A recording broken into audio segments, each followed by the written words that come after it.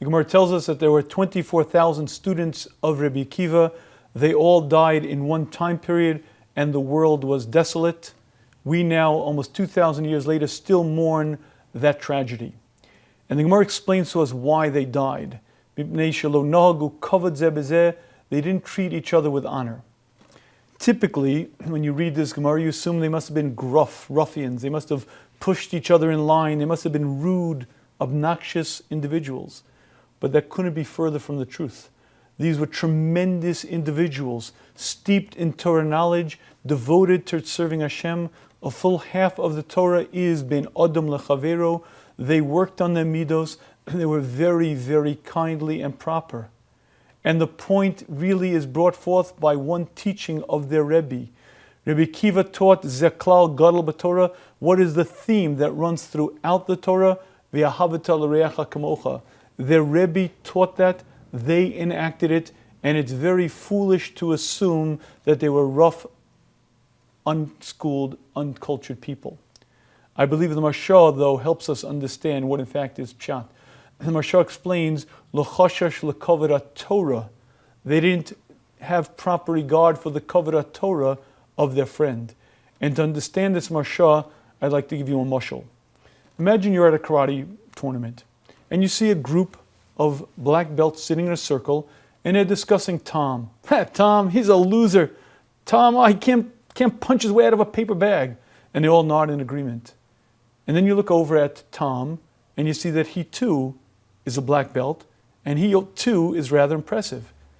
And it's not until a little bit while later that you process the conversation. You see, these fellows sitting in the circle are all second-degree black belts. Tom is a first-degree black belt. By a normal standard, Tom is a killer. His hands might well be lethal weapons. But according to their standard of measures as second-degree black belts, Tom is not frightening at all. And that's a mistake that we sometimes make. And based on our standard, we measure people.